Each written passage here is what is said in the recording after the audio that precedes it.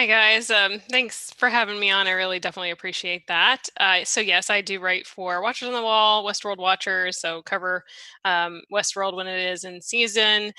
We do the Nights cast for Watchers. It's been on a bit of a hiatus with no Game of Thrones to cover and no House of the Dragon yet, but hopefully we'll be able to get that back up and running once we get some more news on that new HBO show. But yes, I do run the Needful King podcast with my co-host Sam, who is the Sansa Snark on Twitter. So definitely go ahead and give her a follow. We cover pretty much all things Stephen King, news, adaptations. We do some book discussion, just kind of everything. We've been on a little bit of break as well this summer, just because lives and families get in the way. Work, unfortunately, we both have full-time jobs in addition to everything else we try to do. But definitely come check us out over there. Hopefully, we'll be able to get back on a regular schedule in the coming months.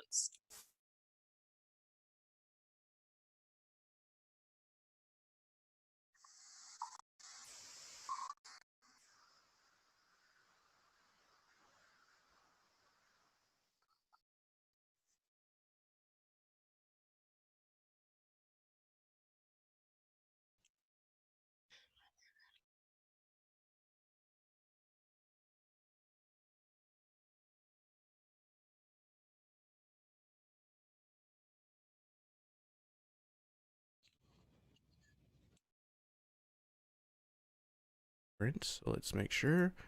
And there we go. Now we're cooking. Wow, good thing I looked down at that level. Okay. Wow, yeah, you could hear me, but they could not. So they just a lot of lip flapping. All right, so we're here with Vanessa Cole. She is the host of a Stephen King podcast, as well as A Song of Ice and Fire. She writes for Watchers on the Wall, as well as Westworld Watchers.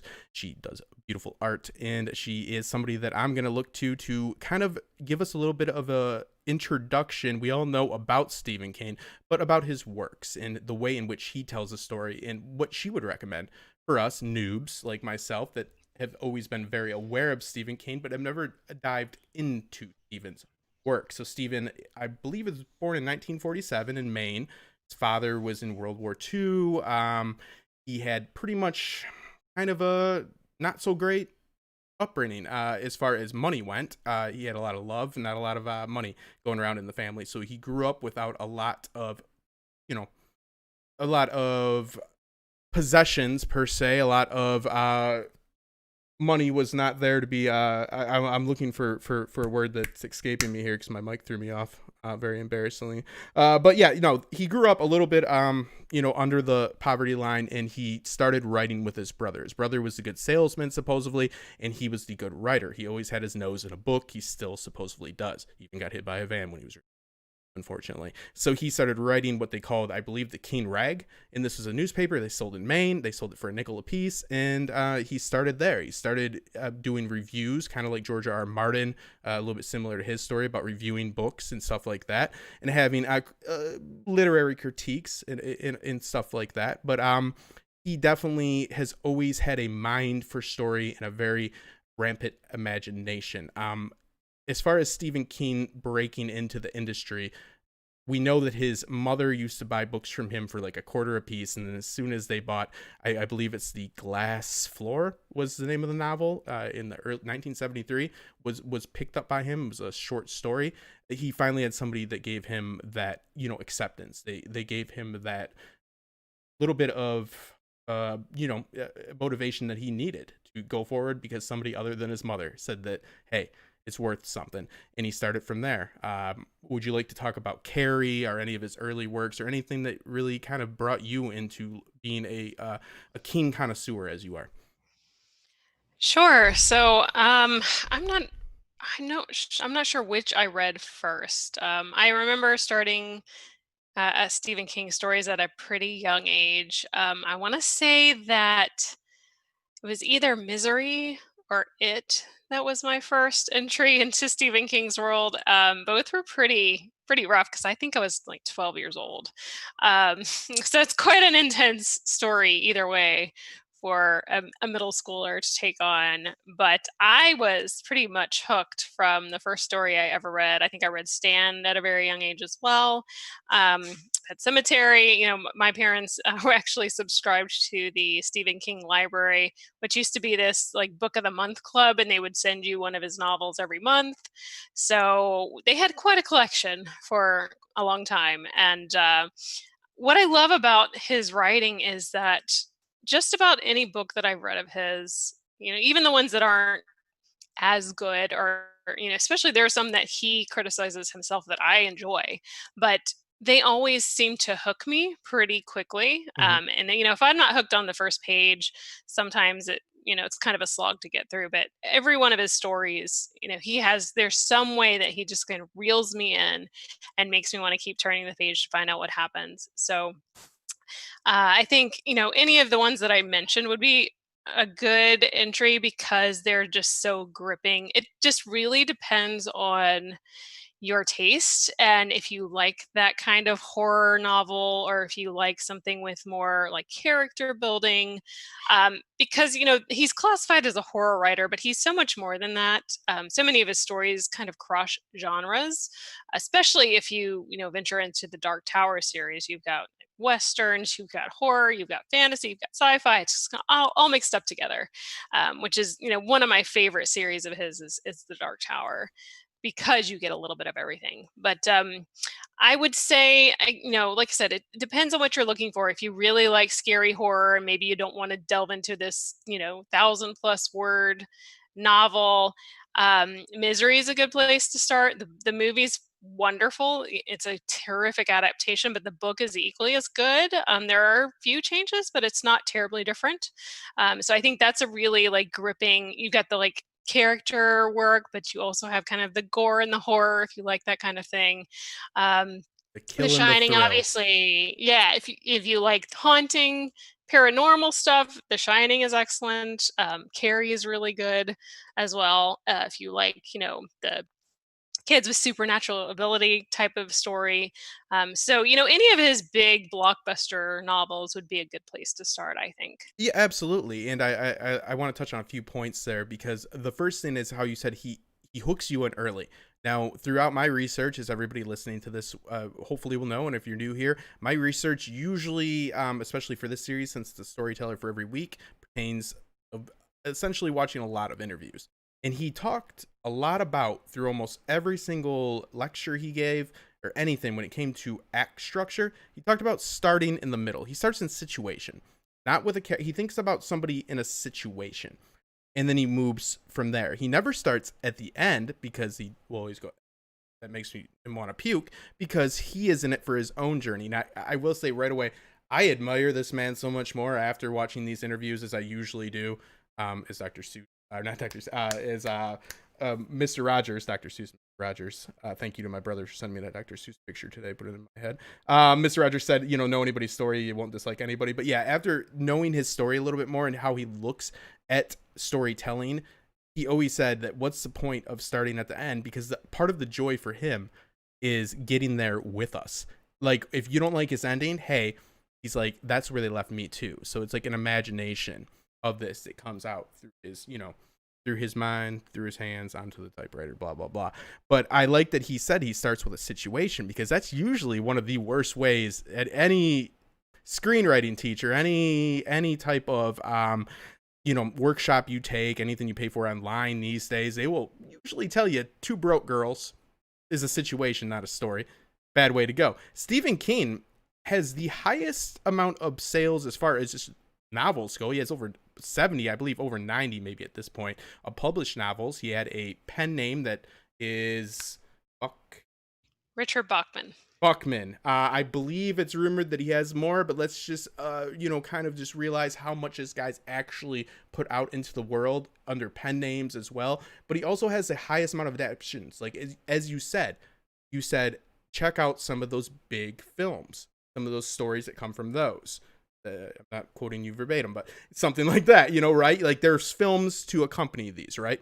So that tells you right there that these are stories that are applicable to the wide audience, so forth. So I really think that it's amazing that we have an author that started in the early 70s that is still knocking out blockbusters through the written word. I mean, it's a little bit Sure. amazing, and it's I cool. remember, sorry, I was No, just go. saying, I remember a few years ago, I don't remember how many exactly now, where he had talked about he was going to retire from writing, and then he kept churning out novels like every 6 months, and I'm just thinking, "Okay, when are you retiring?" Because I couldn't keep up, and I like to pride myself on having read Mhm. every single one of his fiction works. I know he has a few nonfiction. I haven't gotten to those yet, but I have read every single one of his fiction novels, novellas, short stories, everything. And it's been hard because he can almost write faster than I can read them.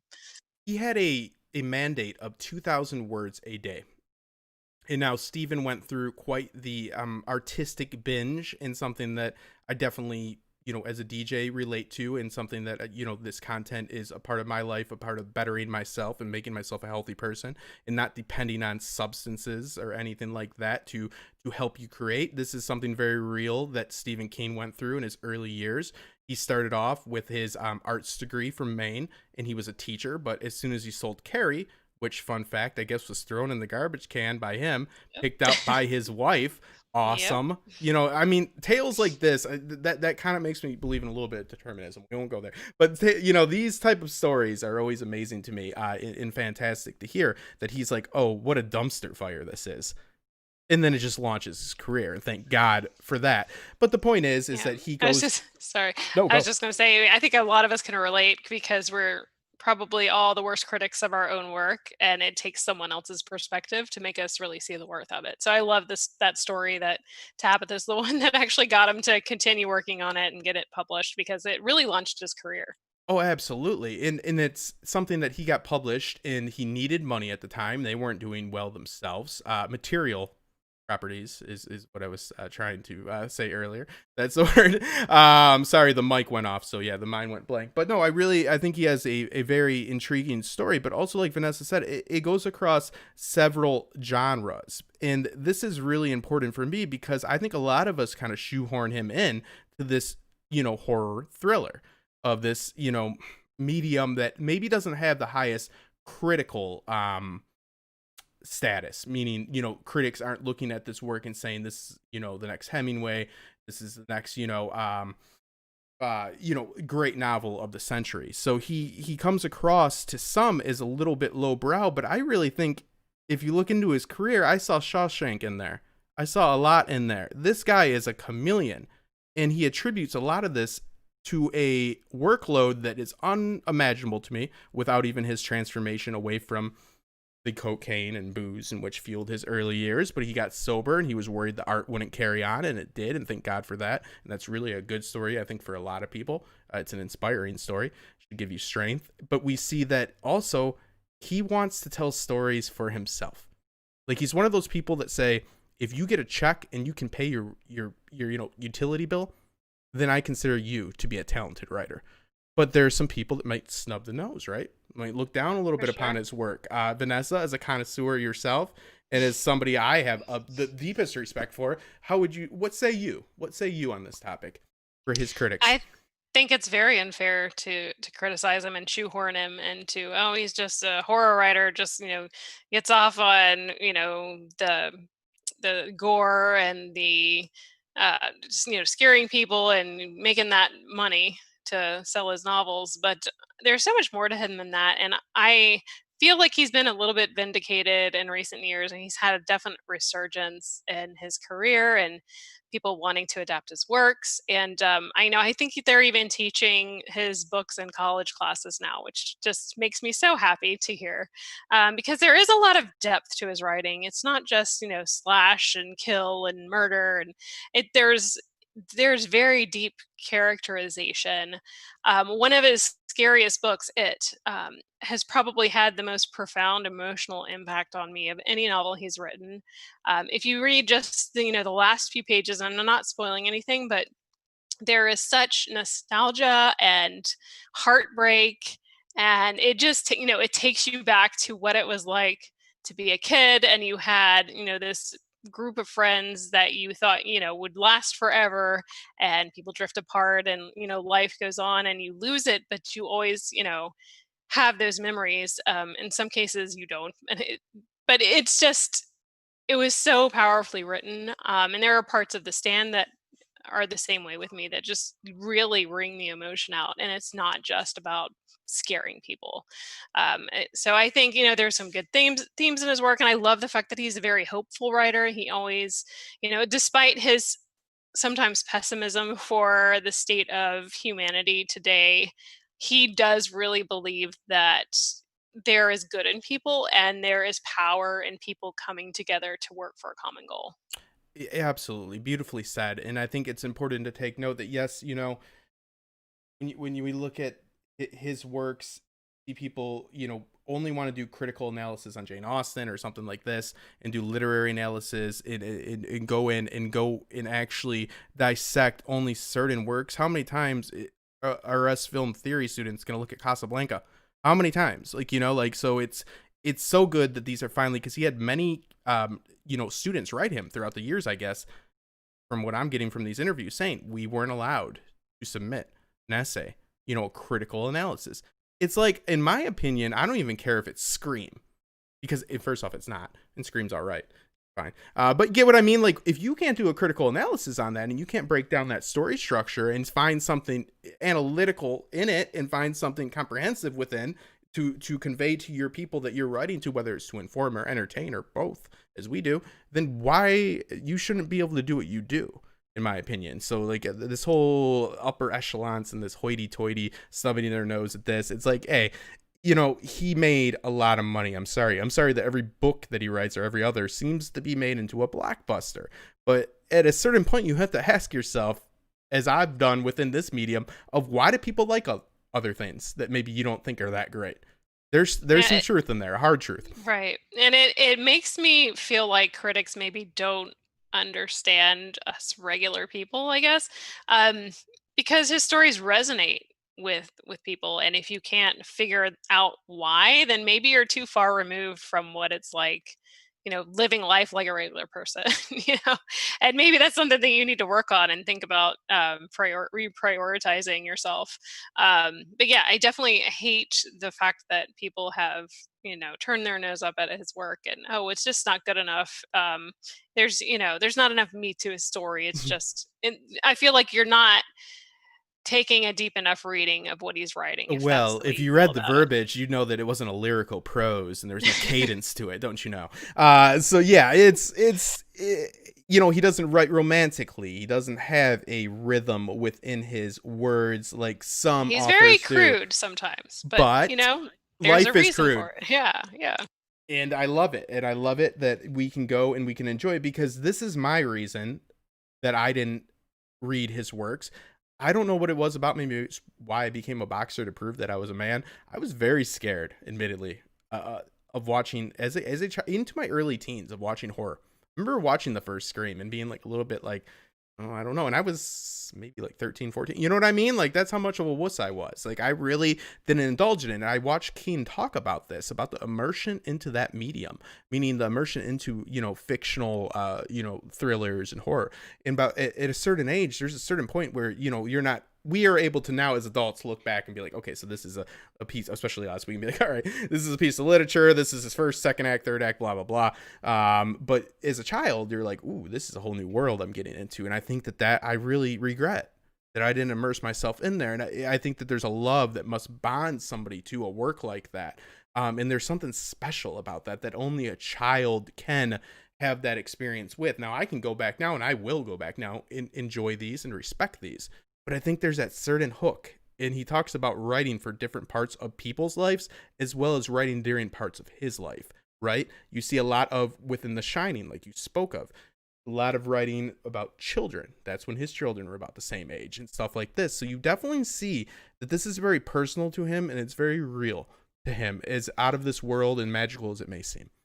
Yeah, and I feel like a mark of a good writer is that you can visit his books at different stages of life and still get something meaningful out of it. Like I said, I started very young reading his Mm-hmm. stories. I blame my parents for letting me do that. No offense, guys, I love you. But no, I really got hooked very early on. And I think my earliest memory of having a nightmare was when I like walked into the living room when my parents were watching Cujo, and I don't even know how old I was. It was really, really young, and I just remember having recurring nightmares of rabid dogs trying to get into my room. But it was, had a really powerful effect on me, and I think that maybe having that early exposure has made me be less fearful, because I learned very quickly that it's just make believe and it's not true, and there aren't really dogs that are trying to get me. Um, but yeah, like I said, everything that I read when I was younger, I've read and reread at Mhm. different stages, and it's always still meaningful. And I think it really takes a different tone as you get older, and you can tell that he wrote a lot of these stories as an adult, but with that nostalgia of a child, and it takes you back to that time in your life, and it's very profound. And so that's something I definitely appreciate. Absolutely, and it's not to dismiss. It's not that, oh, get you young or don't get you at all. I regret it. I regret, because now I can look back and I can intelligently say, oh man, this would have been like, I missed the roller coaster, right? I missed the dip, is what I'm saying. Like, you now, and especially, I would actually go to the lengths of, I might, not to do a psychoanalysis, but I might have missed out on the power of story as much as I embody it now. Maybe I could have had that at an earlier age, because what better than that horror? What better than that thrill at a young mind to grasp you, grab you, and bring you in, right? Is that type of story. So to teach you a lesson is one thing. To give you, like he said, he passes on his nightmares to everybody else. But no, I think that there's a real power in that. And you're right. It's not just, obviously, if it was just for kids, he wouldn't be what he is. The numbers don't lie. He goes out to a wide audience. I'm very much so inspired by, especially, I'm a little bit reinvigorated throughout the Storyteller series, which has ran me down a little bit, because it's a little bit of a I put a little bit on me that I shouldn't have too much on me. But I'm really excited to have you here, because if I'm going to look at his latest works, like The Outsider, right, Dark Tower, or any of his latest adaptions or anything like that, is there anything that you would like to break down for the people, or tell people to maybe go check this out or that out? Or let's talk about the works that now he's being, he's being, has this reemergence, like you spoke of, right? People are finding him again, and I think it's Yes. through these works being published, like Dark Tower and The Outsider, for better or worse. Yeah. Well, I wouldn't recommend going and watching the most recent Dark Tower Mm-hmm. adaptation. Was not done well at all, even though I know there were high hopes for that. I'm hoping that they still try and do some kind of better adaptation of it, like more of a series type. It's just way too long to try and do one movie. So fingers crossed that'll happen one day. But I did enjoy the recent It adaptation. I have issues with it. We did cover it on our Needful King podcast. We did an episode on each part, so you can go check that out if you want to hear like my full analysis of both of those. But one thing I didn't like about it in particular, it seemed like it relied way too much on jump scares. And I think the first part was really well done with the kids, and you got to know the kids and, kind of see into their inner lives a little bit. But I don't feel like you got the same thing with the adults. And I think that was a real miss on the part of the filmmakers. But that, I would recommend you watch it. I still think it was well done. It's worth watching. But they should I read it. really You think they should yeah. read it? Oh, yeah. So Yeah, reading that. it is, yeah. There's no replacement for the novel is just far and away beyond any adaptation they've done. And I personally enjoyed the early 90s miniseries. And I remember I'm Mhm. old, so I remember watching it on TV when it first came on. So I remember being scared of it in the movie store. So, yeah, and I feel like it was fairly faithful to the story, even if it was a little corny. And going back and revisiting, it was like, yeah, you can really tell this was made in the '90s. But I enjoyed it. But yeah, definitely no substitute for reading the novel. I feel like of his recent works, the Doctor Sleep was very, very well done, and unfortunately, I don't think it was as widely seen as it deserved. I think mhm. it was an amazing adaptation. It was very faithful to the book. It was a worthy successor to both the movie The Shining and the novel. I love Mike Flanagan. He is he understands King, I think, more than any other So filmmaker there today. is they went through. This is breaking for me. Sorry guys, if you are way ahead of me in the chat. So they did do that. This is a successor. Yes. It is. So okay. Oh, I'm so Yeah. sorry. During It my. came out last November, Mhm. and I still feel like they would have had more success if they had released it in October to take Yeah. advantage of the Halloween crowd. But it was very critically well received. It didn't do very well at the box office, but there have been more people discovering it. Obviously, now that it's out on DVD and you can stream it, and of course people are stuck at home, so they're revisiting this story, Yeah. and it's fantastic. I highly recommend, if you have not seen that, go check that one out. But yeah, of his recent works, that's probably my favorite. Gerald's Game is another fairly recent Netflix adaptation by Mike Flanagan Mhm. that was very faithful to the novel and very gripping, and a really good watch. So highly recommend that as well. But I know he's got several more coming out. I'm excited for The Stand. That's going to be a CBS All Access like, well, limited series. So I Yeah. think 10 episodes, and I think they're pretty close to releasing that. I was concerned with COVID that they weren't going to get that out anytime soon, but apparently they were able to film enough and get enough done in post production that they are pretty close to releasing that one. So, really interested to see what they do with that story, because I was not a fan of the miniseries, the original adaptation. Just I think it fell really flat compared to the novel. And I think it's important to realize that Steven has made a lot of money throughout his career, and a lot of that has to do with him optioning out his stories. He wrote the original screenplay for The Shining. It was in his contract, and he will speak about this, quite candidly, and he'll speak about how he appreciates that medium and how Kubrick came in, and if you go and watch the Kubrick episode and see what their relationship was like, and he had no issue with it because he'd been pretty much just numb to all of the the no's and all of the failures that come along with trying in this Hollywood and throughout publishing and so forth, all of the denials of your work and so forth. So he said, okay, you don't like my take, I guess you like this guy's take, even though it's on my own work. So his work should serve, in my opinion, is how I look at historical fiction. Like, I look at the Tudors and think I should go learn about the Tudors for real. I look at Vikings and think I need to go learn about the Norse sagas, I need to go learn about the Saxons, and I need to go learn about this. Like, so I think we should do the same thing with Steven's work when we see a miniseries on HBO or we see a film in the theaters. This is a guy that's making money off of his art, and he wants to write in a way in which the widest audience can see it and read it, and he options it out quite frequently. He is the most adapted novels and manuscripts into screenplays out of any writer. He has double Dickens numbers as far as sold novels. The Christmas fucking Carol, ever heard of it? Yeah, it's a big deal.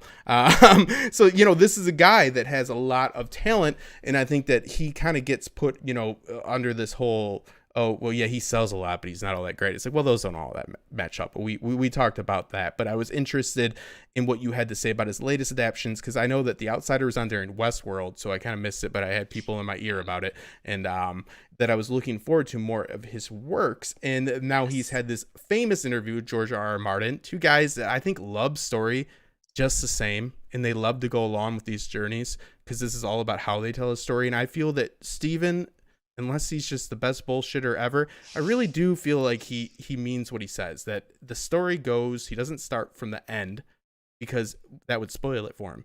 He wants to go on this journey with his characters. George is a gardener as well. They do have a different work ethic, obviously, but they both have Yeah. value and they both respect each other. And I think there's something to be Right. said about that. And I would say, if you're a fan of either or both of those authors, definitely check out that interview they did together. It was really, really good.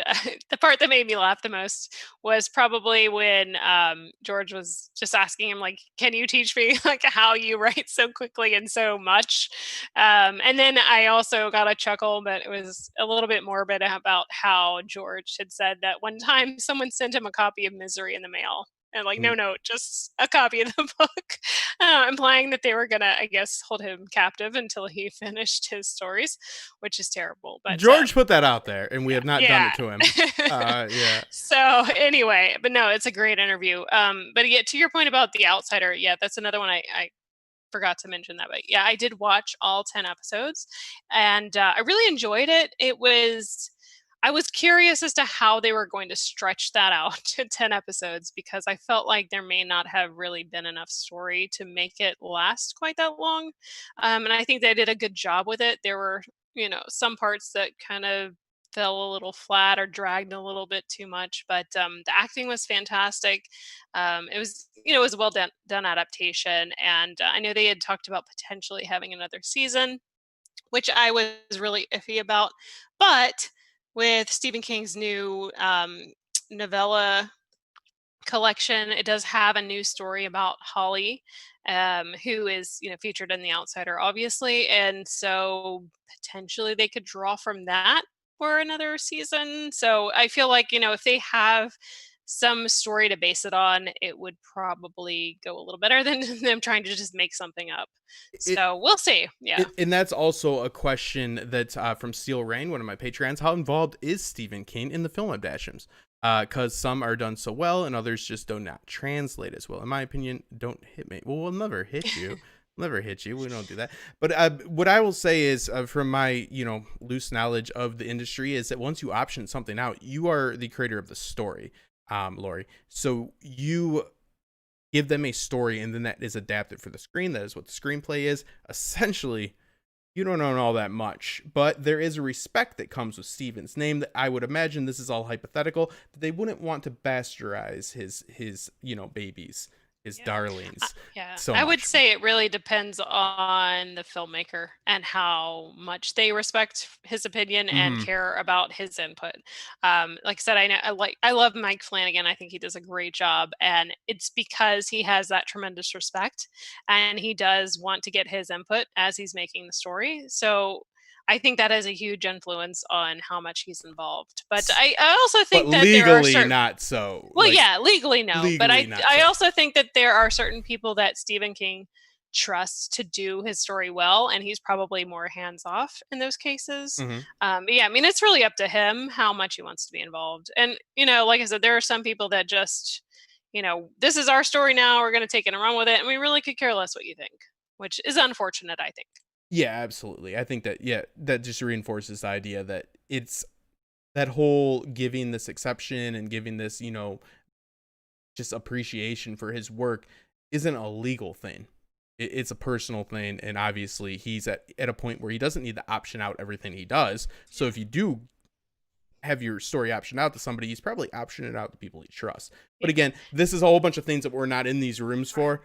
And I think exactly. legally, from what I know, once you option out your story, they literally can just piecemeal that thing up. Yeah. It can just be blown to pieces. Like, there, And Steven Frank couldn't sue them. Darabont, yeah. Frank Darabont is another one I think that relied heavily on his input, and he's done some amazing adaptations. Like he did the Shawshank Redemption, The Mist. So those were two very well received Stephen King adaptations. Yeah, and those are the highbrow. Like, Shawshank is, it is highly analyzed. The film is highly It's analyzed. probably one of my favorite movies ever, and it is probably the rare case where I enjoy the movie more than the written Ooh, word.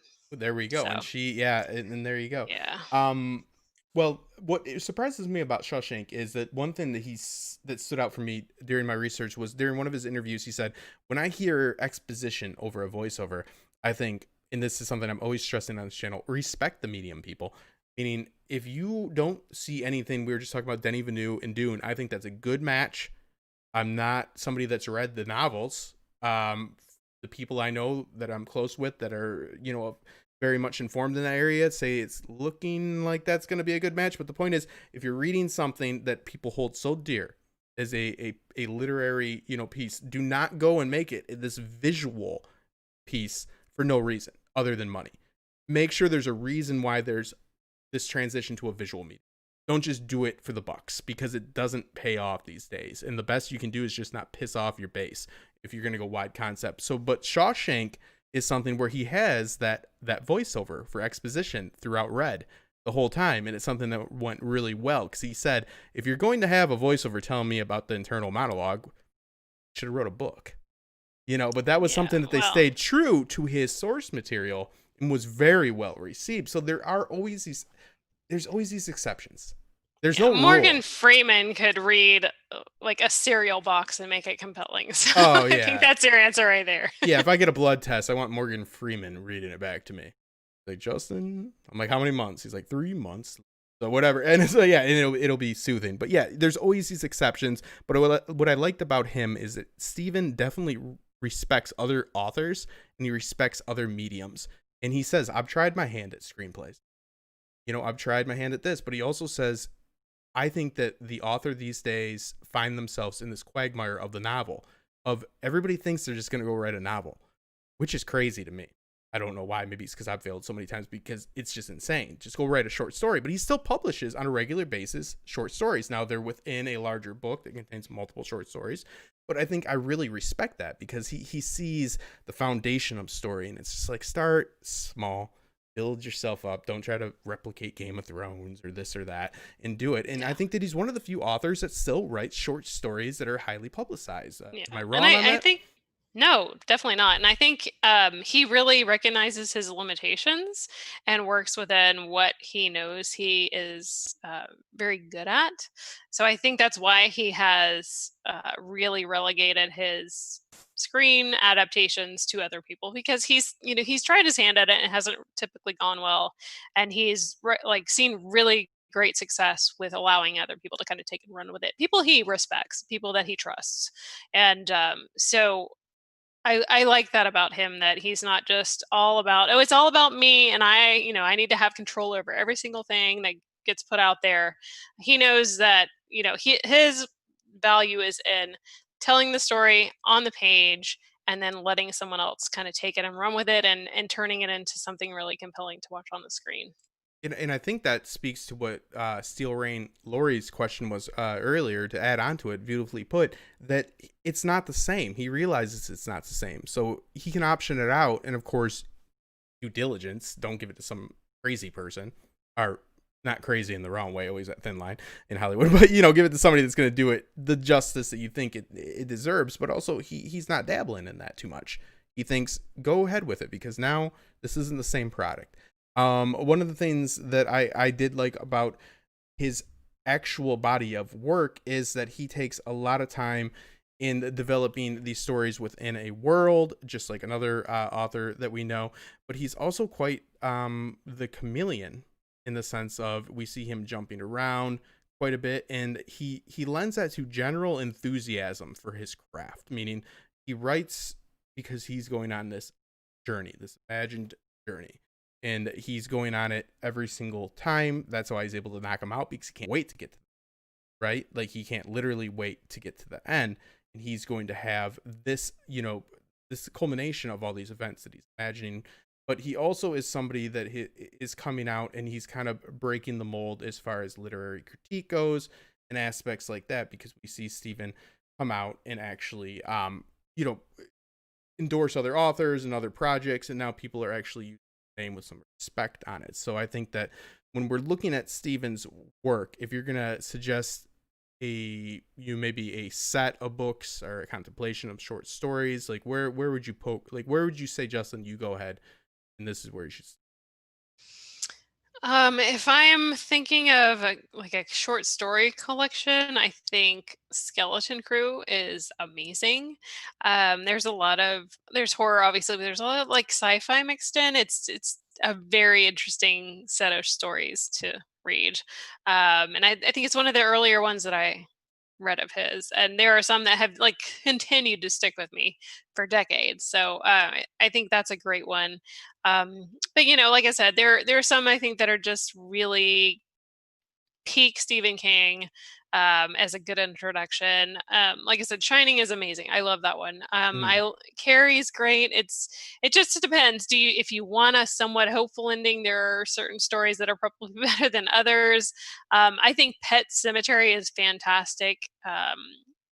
There are some really amazing themes in there. It's It's very scary, but it's also a bit depressing. It's probably one of his more pessimistic works, and it just kind of has to do with his mindset at the time. I remember he said that he was inspired to write it because they lived um, on a road similar to the people in the story where these big trucks were passing by all the time, and he had these like nightmares of his kid getting hit and killed on this road. And so it's a very poignant, terrifying look at mortality and what that means, and peering into the void and wondering what is there beyond this life.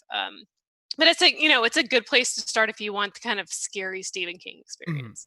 Yeah, no, we started, you established very well the Carrie and the Shining, and now we know where we can go for the short stories, and I appreciate that. What we have now is we have Stephen King pretty much being, now I would say George is up there with him, but he's the most recognizable author. Like Hemingway was quite recognizable in his time, actually, for the 30 people that saw him throughout the Midwest, and all of his adventures. But he was a recognizable author. Hemingway was. George and Stephen. I think Stephen, though, you have to really give the crown to, because Stephen's been recognizable since the 80s.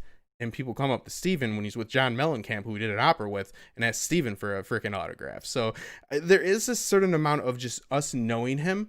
And I think that if you really watch him speak, and if you are interested in writing or breaking down story, please do, because I'm going to go and get his book about storycraft, because I think it's really pragmatic and practical and relevant. I think he kind of has these very clever answers. Like I've been dancing around with Vanessa about how he writes, and sometimes his endings maybe aren't the most fulfilling, but whose are, to be honest, as we all very well know. But I think he is such a master craftsman, and I think it comes from his organic place, and he's this very notable author, right?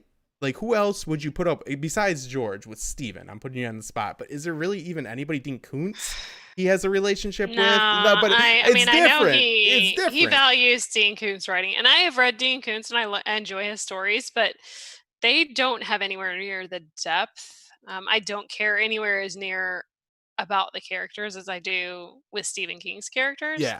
So to me, there's no, as far as anyone who has the enormous body of work that Stephen has, I really can't compare him to anyone else. George is close, but yeah, I George is just niche, to be honest, though. yeah, And this is yeah, taking nothing. Don't unsubscribe. I'm just saying, George is very niche. Like, and now he definitely has aspects of thriller and horror and psychological thriller and all that within his right, works. Obviously, we're not discounting it, but Steven has been there for longer. He's been there, yes. and he's done a lot of different types of story. I do feel like I know myself. I went into this thinking, Stephen King. Let me go look at it. Let me Shining, Yeah. and Carrie. I'm gonna do that, and I found so much more. And I also found that his family writes. He has two sons, Yes. both bestsellers. His wife also sells. Is there Yes. anything that we could recommend from the extended family? Is this nepotism at the highest rate? Vanessa Cole, is it? Is it? Yeah, probably. Yeah. And I'll be completely honest, I Right. haven't read Yeah. much of what his family has written. I have read some of the collaborations he's done with his kids. I really loved Sleeping Beauties, which he did. I think it was with Owen King. And he's done like a few novellas or shorter stories with Joe. I think In the Tall Grass was one they did together, which was pretty good. Saw the adaptation, pretty different from the actual written story, but still decent. And I know, Joe did a Lock and Key, which was adapted to a series on Netflix, which I enjoyed. I've heard it's not quite as good as the material it was based on, but I haven't read it. So I can only do so much, guys. I've kept up with Steven pretty well. It's hard to keep up with everything else, but I know Nosferatu is another Joe Hill creation that is done very well, and I believe it's being adapted as well. So maybe check that one out. And I've heard Heart Shaped Box by Joe Hill is very good. So that's maybe another one to check out. But one thing I did want to go back and mention when I was talking about stories that could enter you into the Stephen King universe. A novella collection that you definitely need to start with before you read any other novella collections is Different Seasons. And that's the one that has The Body, which turned into Stand By Me. It has The Shawshank Redemption. It has Apt Pupil, which was also made into a movie, which is highly disturbing. So warning before you get there. And then there's a fourth one that hasn't been made in anything. It's kind of strange, but it was still good. But yeah, highly recommend that collection if you want to read some of his novellas. Um, but yeah. Well, no, yeah, and that's what and we'll close it up here in about 10, but I really appreciate that because I really love the Dunk and Egg, novellas. I really like that introduction into George's work, especially for people that just want to dip their toes into the water. I'm one of those people that just want to dip my toes into the Stephen King water, and hopefully they don't come off as demon spawn or melting in lava. But as AU Pack Mule, what's going on? AU, we'll have you on, I believe, next week. There is a short story that I watched him read live in one of the interviews that talked about what happens after death. And this is a story where he's talking to a guy that was from the Triangle Factory fire in New York. So he took real events in this, and it was about like this, not a purgatory in a sense, but he addressed this guy that had a expected death, as he put it, meaning this gentleman had cancer and that he knew he was going to die. So he did all this I didn't write it. It's this, this theological research into it, into what would happen in the afterlife. So when he shows up and he sees the light, he's questioning everything that this guy that was a manager or the owner of this Triangle Factory had to say. And it talks about everybody gets like a chance of like reincarnation to say. It touches on these very like intricate and very highly debated topics, but it's something that's very interesting because it's something that scares him. Like he says, it scares all of us, death, and he puts that in there. So there's a sense about him that I think he can appeal to this thrill film and these thriller killers, but also he says, I didn't see a lot of people writing about kids for adults, about a situation that kids go through, but for adults. So he makes sure to make it relevant for all of us and touch on these issues. And an issue we talked about before we went on air was about how he wonders if evil is something that's personified within us, it only comes from within, or something that's outside force, like determinism, and so forth. And this is something he struggles with. So he's a layered storyteller, and there's a lot to his psychology. He's a human being, but he knows how to express himself, and he expresses himself quite well, and he's become quite wealthy off it, and there's no shame in that. And I love that somebody like you can be a mouthpiece for his work, because I'm going to go out, I'm going to get those novellas, I'm going to start his body of work and go on that journey for the first time. And there's a lot of value in that, especially in this COVID lull of Definitely. work. So yeah. I appreciate it. Yeah. I would say it's always difficult for me to recommend a good place to start because like I said, I've read just about everything he's written and have loved almost all of it. And I can't say that I really hated any of it. I mean, there are pieces I liked more than others, but everything he's written has been compelling in one way or another to me. And I know that's probably not going to be everyone else's experience, but I just feel like I have been able to find value in everything he's written. And I think part of the reason that really draws me to his stories is that I feel like I'm a pretty optimistic person. Even when things are really awful, like they have been this year, I still feel like there is some core good at work in the universe that will hopefully pull us out of the dark times that we're living through. And I feel like Stephen has a similar sentiment there. And I just wanted to quickly bring up this quote that I found in one of his interviews that I think really sums up kind of the heart of his stories and how he really feels about what he writes, where he says, there must be a huge store of goodwill in the human race. If there weren't this huge store of goodwill, we would have blown ourselves to hell 10 years after World War II was over. It's such a common thing, those feelings of love toward your fellow man, that we hardly ever talk about it. We concentrate on the other things. It's just there, it's all around us. So I guess we take it for granted. I believe in all those sappy romantic things. Children are good. Good wins out over evil. It's better to have loved than lost, and never to have loved at all. I see a lot of the so-called romantic ideal at work in the world all around us. And I love that about him. That is That's such a probably beautiful one of book. my favorite things. Yeah. That he just has that positive outlook on how things can really be when people come together and work for the greater good. Well, yeah, and he has so many good quotes, and I actually not seen that one. I got it pulled up here, and you probably see because I can't get a dual monitor on this new PC. But yeah, me looking at them, and I couldn't find that one. I find that to be so beautiful because my philosophical thought on it is, listen, if you examine the human condition like he does, if you don't see there's any chance of anything good, you don't examine it at all. You call a monster, and you walk away. So for him to even look at the dark side of us, I think that just shows his optimism. That just shows that tells me that there's something more, because what's worth investigating? Put it down, right? If it's no good. It's no good. It's bad. It's a bad one. It's a bad egg.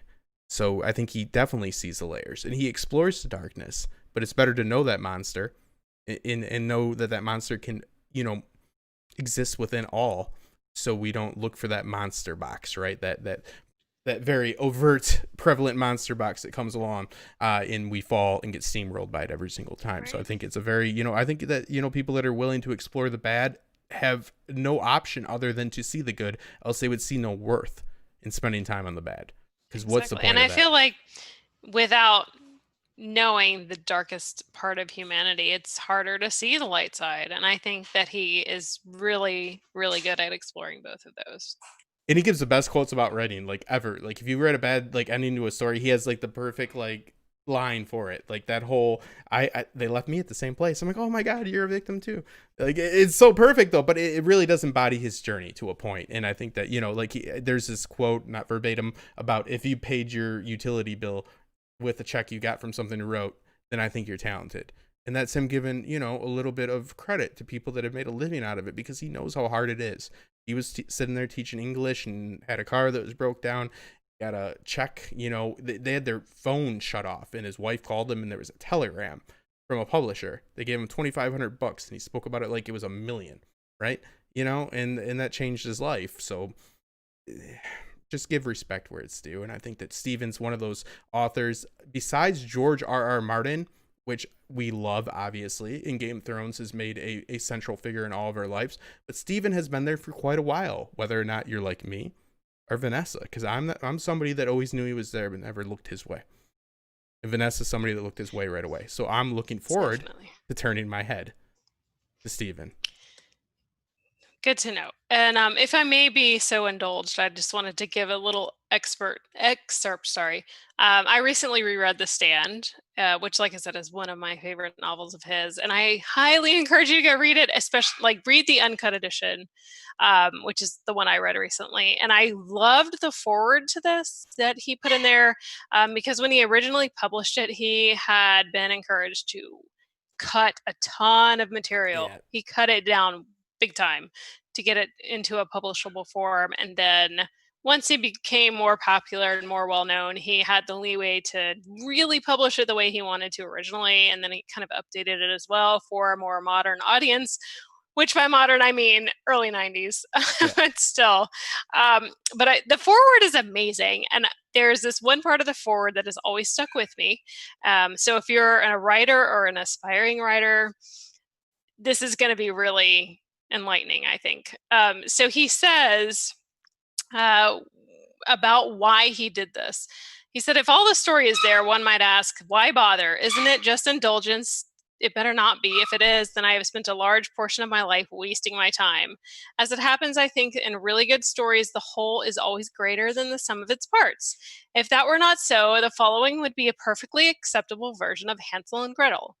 Hansel and Gretel were two children with a nice father and a nice mother. The nice mother died, and the father married a bitch. The bitch wanted the kids out of the way so she'd have more money to spend on herself. She bullied her spineless, soft-headed hubby into taking Hansel and Gretel into the woods and killing them. The kid's father relented at the last moment, allowing them to live so they could starve to death in the woods instead of dying quickly and mercifully at the blade of his knife. While they were wandering around, they found a house made of candy. It was owned by a witch who was into cannibalism.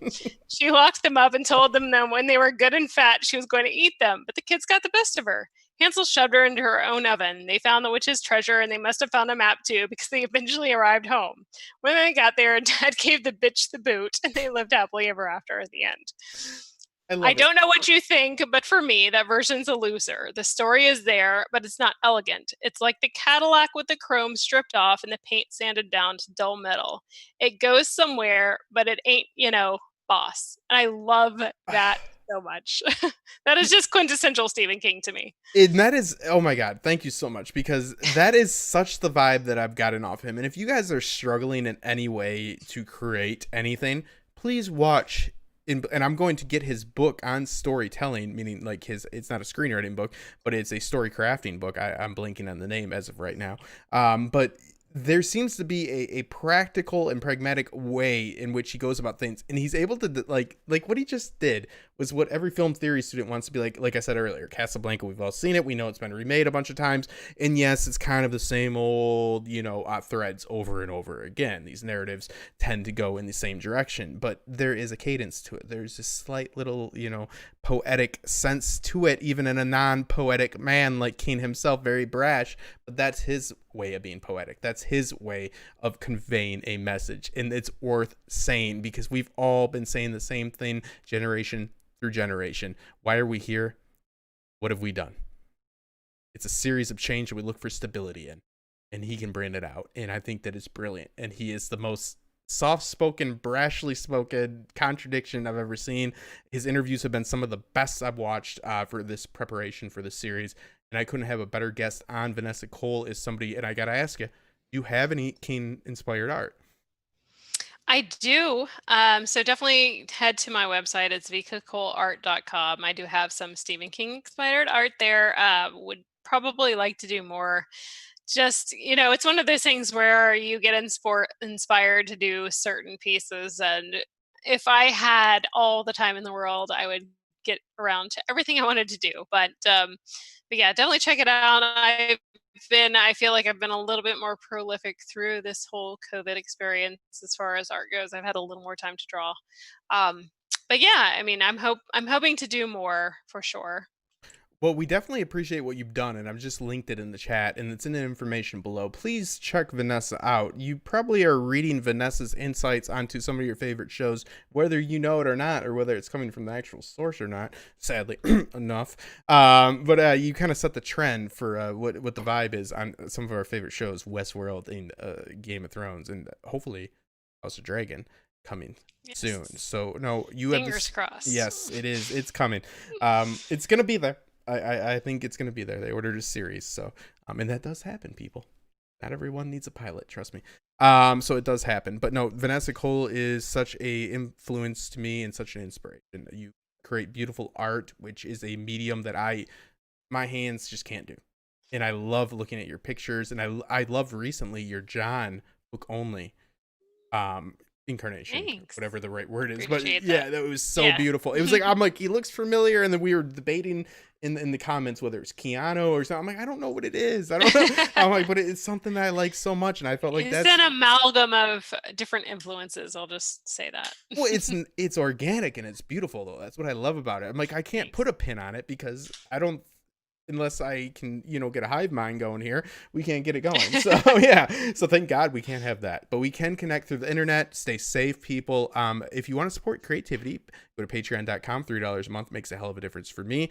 Vanessa also has her podcast. All of her artwork, everything is linked below. This is the Storyteller series. It's coming to an end, but with a bang. We got AU Pack Mule. We got Steve Kelsowitz coming on.